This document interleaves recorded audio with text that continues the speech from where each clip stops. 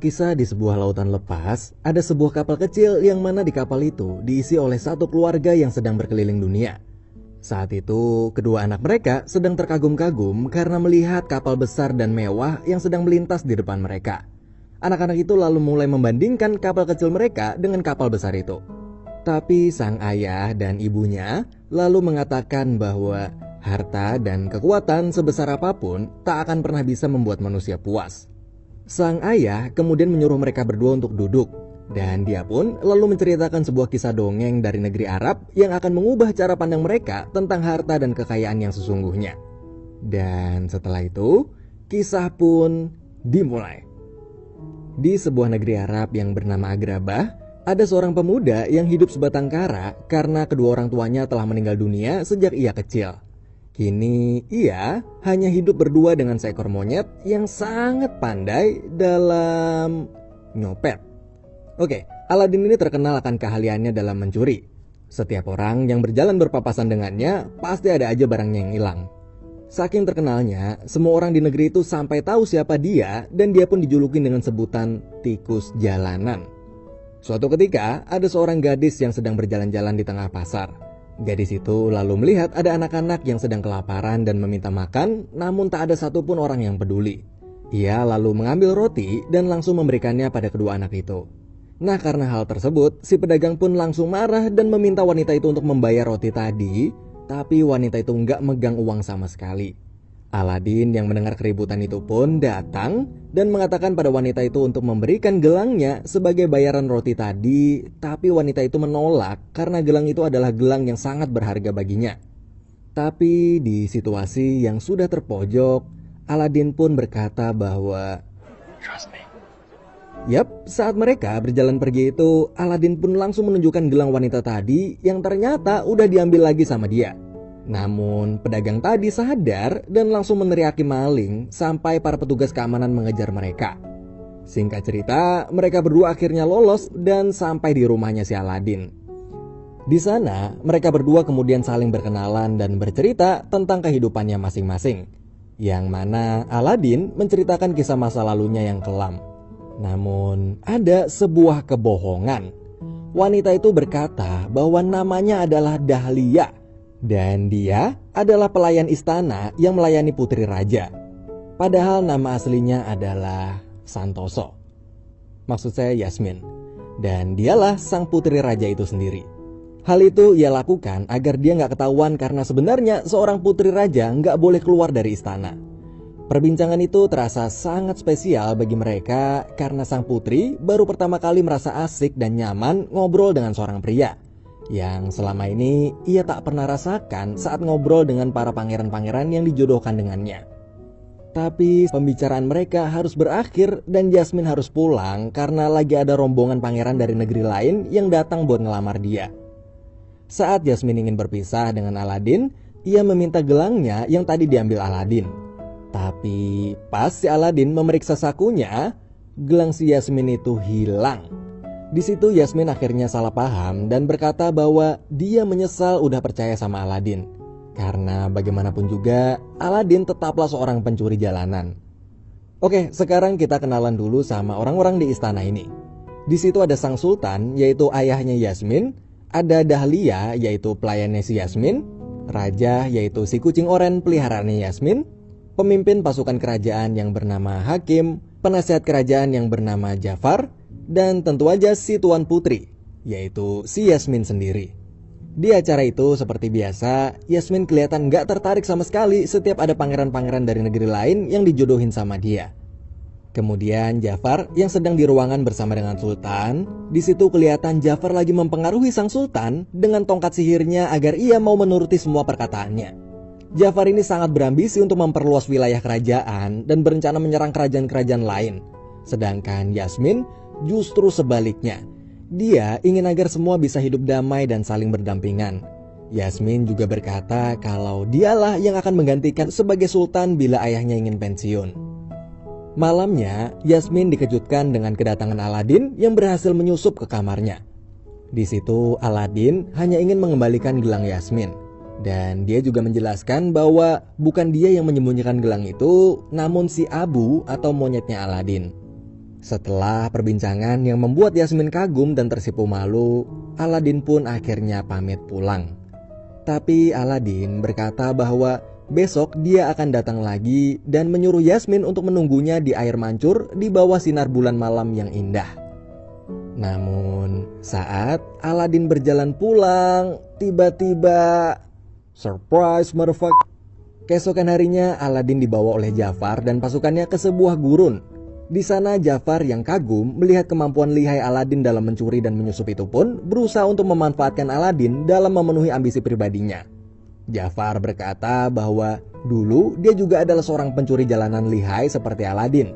Namun bila Aladin mau patuh sama perintahnya, Jafar menjanjikan Aladin sebuah jabatan dan kekayaan. Semua itu bisa ia dapatkan bila Aladin berhasil mendapatkan lampu ajaib yang letaknya berada di dalam gua. Malam harinya, Yasmin di situ masih terus menunggu Aladin. Namun, Aladin tak kunjung datang. Di depan gua, sebelum masuk, Jafar berpesan pada Aladin, di dalam gua itu akan ada banyak sekali perhiasan dan berlian. Namun jangan pernah sekalipun tergiur untuk mengambilnya. Tetaplah fokus pada lampu ajaibnya aja. Setelah itu, Aladin dan Abu pun masuk ke dalam gua tersebut.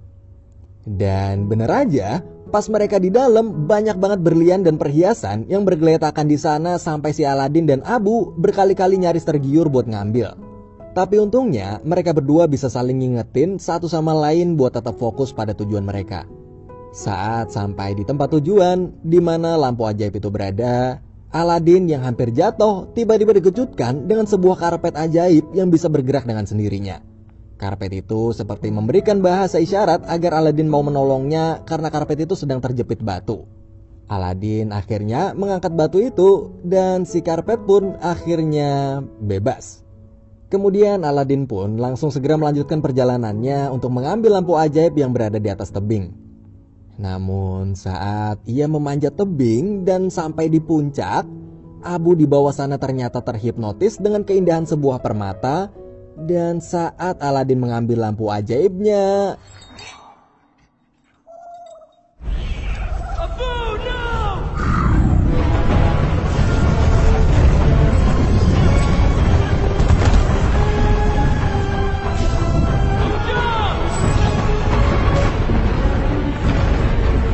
untungnya mereka berdua berhasil selamat berkat bantuan si karpet ajaib. Tapi begitu mereka sampai di pintu keluar dan meminta bantuan Jafar, Jafar justru mengambil lampu ajaibnya aja, kemudian menendang Aladin dan Abu hingga mereka berdua jatuh ke dasar gua. Beruntungnya sekali lagi, berkat bantuan karpet ajaib, mereka berdua berhasil selamat. Ternyata sebelum jatuh tadi, Abu berhasil mengambil lagi lampu ajaib dari tasnya Jafar.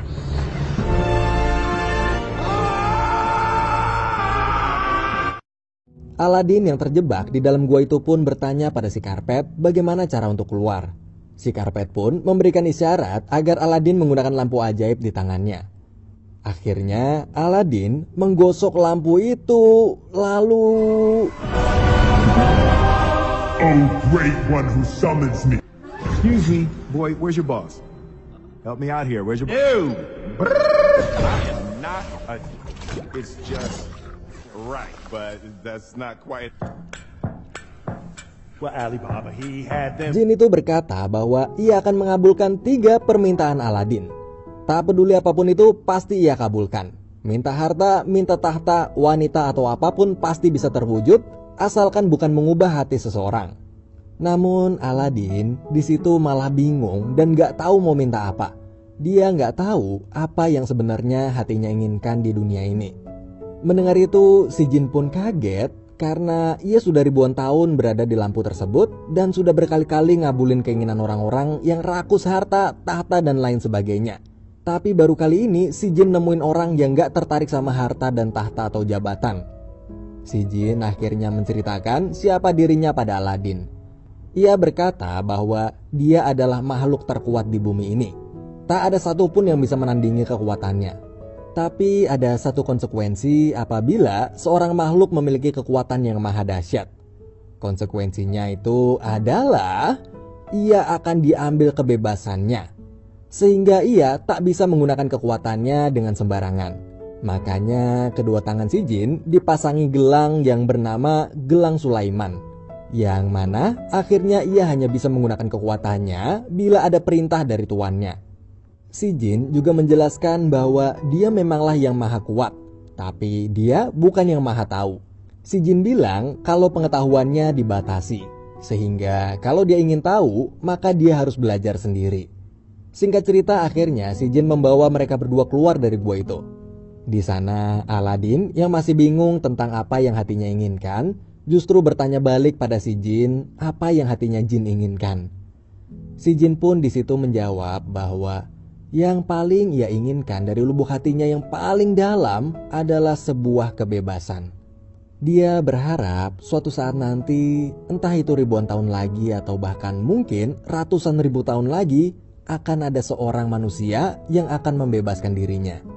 Setelah lama mereka berbincang, akhirnya Aladin teringat dengan Putri Yasmin. Dia berkata kalau Putri Yasmin hanya boleh menikah dengan seorang pangeran dan tak boleh dengan rakyat jalanan sepertinya. Ia pun meminta si Jin untuk menjadikannya pangeran. Dan dengan sekejap abrakadabra, Aladin akhirnya berubah menjadi seorang pangeran. Si Abu diubah menjadi gajah, dan si Jin pun membuat negeri palsu di dalam peta, lalu menamainya dengan nama Negeri Babua. Nama Aladin pun mulai sekarang berubah menjadi Pangeran Ali dari Negeri Babua, atau bisa dipanggil sebagai Ali Baba. Akhirnya Pangeran Ali pergi ke negeri Agrabah, tempat Yasmin berada, lengkap bersama para rombongan dan harta benda hasil sihirnya si Jin.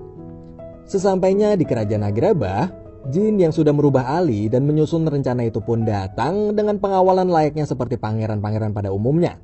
Para pengawal yang menari ditemani lagu yang dinyanyikan oleh Jin mampu membuat putri dan seluruh kerajaan terpesona. Akhirnya setelah sampai ke dalam istana, karena sihir Jin itu, seisi istana bahkan Putri Yasmin pun tak sadar bahwa Pangeran Ali itu adalah Aladin. Tetapi Aladin yang baru merasakan berbicara langsung di depan putri dan raja pun merasa sangat gugup.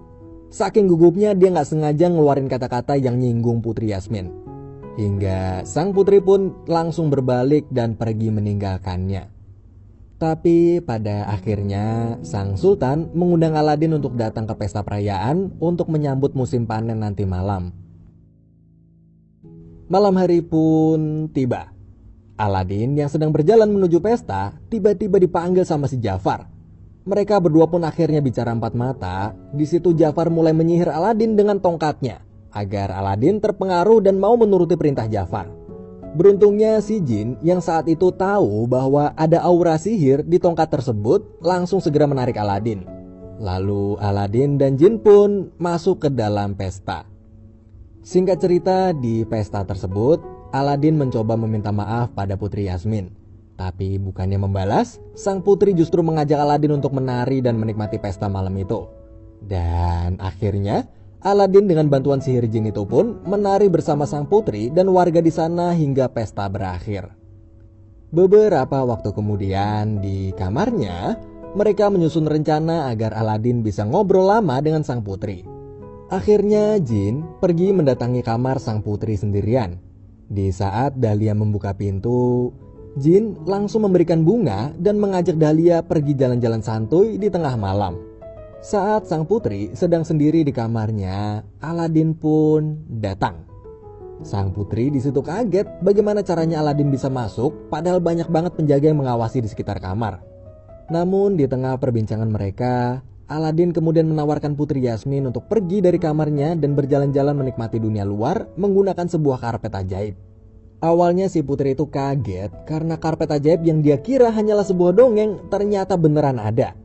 Putri Yasmin pun lalu mulai menaiki karpet tersebut. Dan mereka langsung terbang tinggi melihat dunia luar yang sangat jauh dari istana.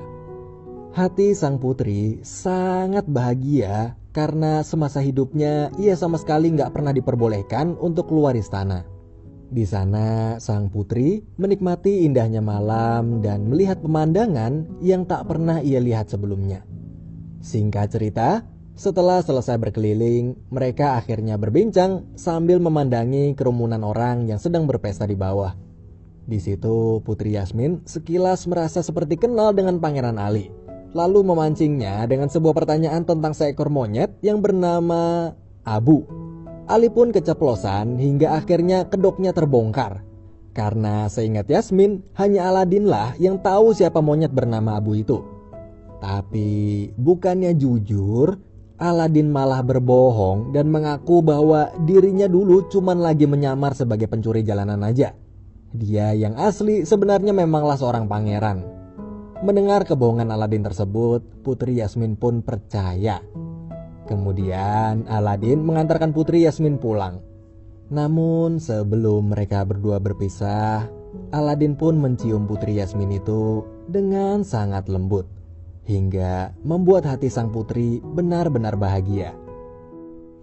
Di pagi hari saat Aladin dan Abu keluar dari kamarnya, mereka dihadang oleh penjaga yang diutus oleh Jafar. Aladin lalu diikat dan diinterogasi. Jafar yang sudah tahu siapa sebenarnya Aladin memaksanya untuk memberitahu di mana lampu ajaib tersebut. Tapi Pangeran Ali tak ingin mengaku bahwa dirinya adalah Aladin. Hingga saat itu juga Aladin ditendang dari atas istana hingga tercebur ke laut. Abu yang mengetahui Aladin dalam bahaya langsung segera mengambil lampu ajaib dan langsung menjatuhkannya ke laut. Akhirnya Aladin selamat. Akan tetapi dengan adanya kejadian tadi, kini hanya tinggal tersisa satu lagi permintaan yang bisa ia minta pada si jin. Sebelumnya Aladin udah minta jadi pangeran dan permintaan kedua yaitu diselamatin dari laut tadi. Lalu di situ jin menanyakan apakah janjinya si Aladin saat pertama kali bertemu waktu itu yang akan menggunakan permintaan terakhirnya untuk membebaskan jin akan ditepati atau enggak. Namun Aladin kini malah berubah.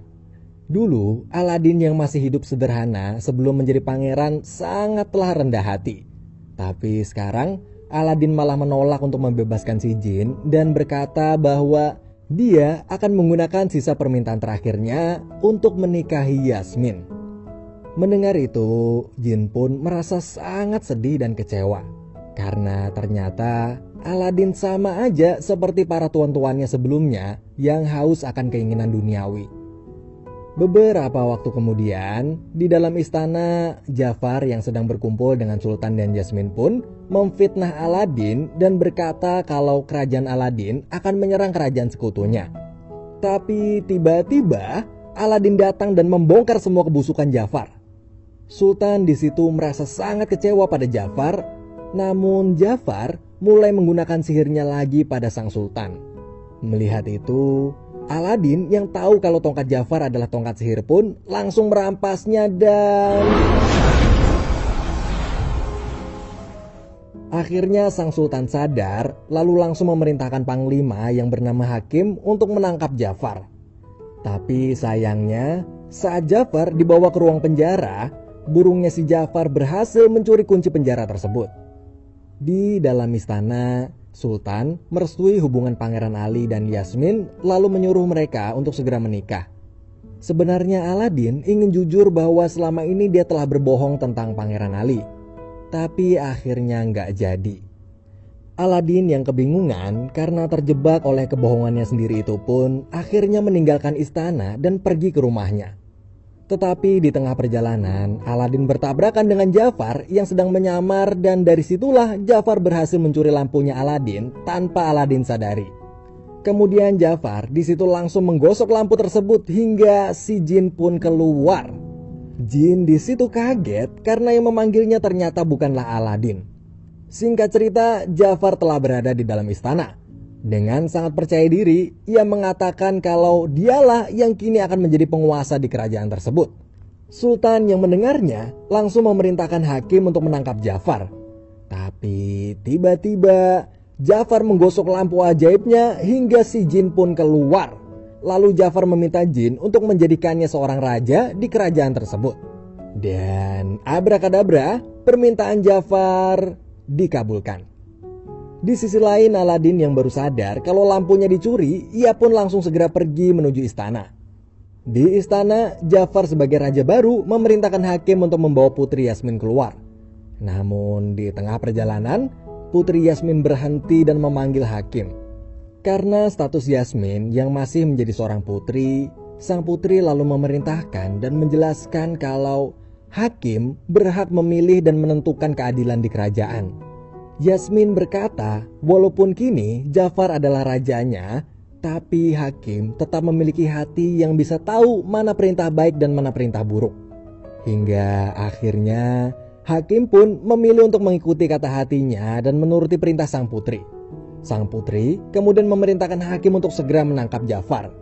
Namun seketika itu, Jafar kembali menggosok lampu ajaibnya dan kali ini Jafar meminta agar ia dijadikan penyihir terhebat di muka bumi.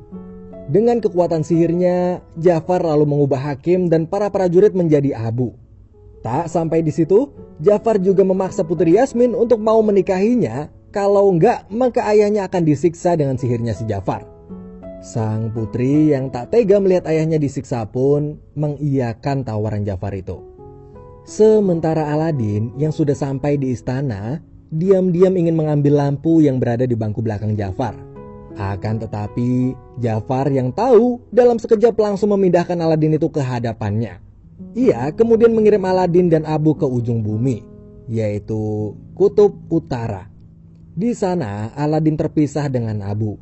Ia lalu mencari Abu kemana-mana sampai akhirnya mereka berdua pun kembali bertemu. Sedangkan si karpet ajaib yang saat itu masih di istana meminta jin untuk mengirimnya ke tempat di mana Aladin berada. Beberapa waktu kemudian saat pernikahan Putri Yasmin dan Jafar, ketika ingin ijab kabul, Putri Yasmin melihat Aladin yang sedang menaiki karpetnya dari kejauhan. Ia lalu memberanikan diri untuk mengambil lampu si Jafar dan langsung loncat dari atas istana. Dengan cepat Aladin menangkap Putri Yasmin hingga mereka pun berhasil kabur. Jafar yang kesal kemudian mengubah burungnya menjadi burung besar yang menyeramkan untuk mengajar mereka.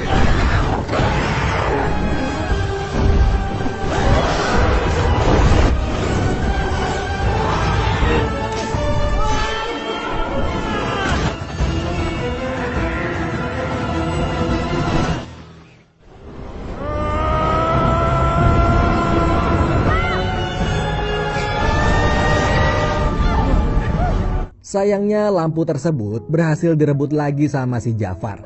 Jafar lalu menyihir Sultan, Dahlia dan Putri Yasmin agar tak bisa memberontak lagi. Di situ Aladin berusaha menatap jin dan meminta pertolongan, akan tetapi si jin tak bisa berbuat apa-apa.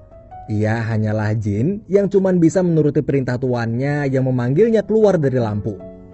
Namun Aladin gak kehabisan akal. Ia lalu mengatakan pada Jafar bahwa kekuatan Jafar yang dimiliki saat ini itu adalah pemberian dari jin. Bagaimanapun juga, jinlah makhluk terkuat di bumi ini. Dan Jafar hanyalah makhluk terkuat kedua aja setelah jin.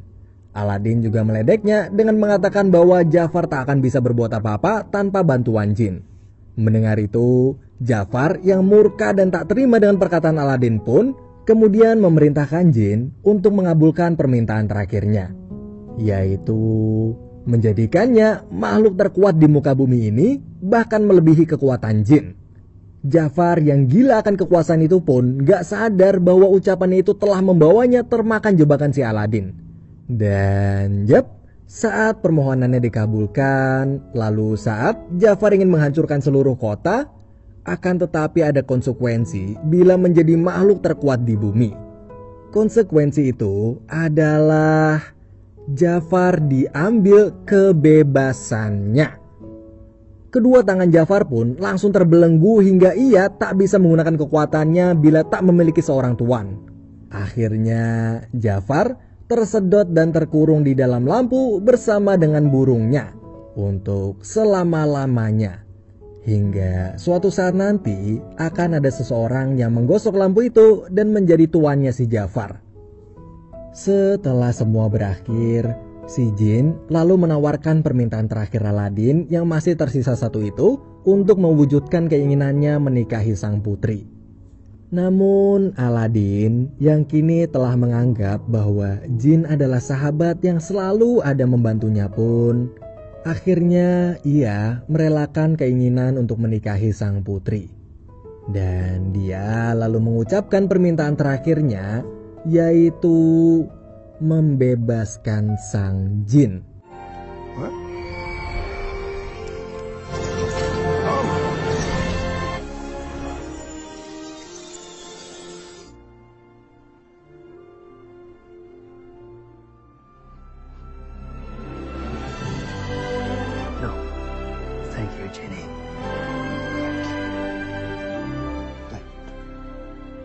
Kini Jin telah sepenuhnya bebas. Betapa bahagianya dia karena setelah ratusan tahun lamanya ia selalu berada di dalam lampu yang sempit dan dicabut hak kebebasannya. Sekarang ia benar-benar bisa menghirup udara dengan bebas.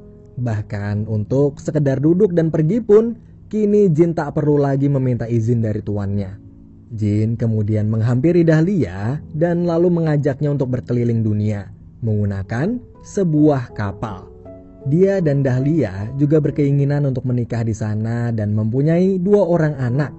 Lalu pada kedua anaknya nanti, Jin dan Dahlia akan selalu menceritakan kisah sang Aladin itu. Di sisi lain, sang putri saat itu langsung pergi mengejar Aladin yang telah meninggalkan istana.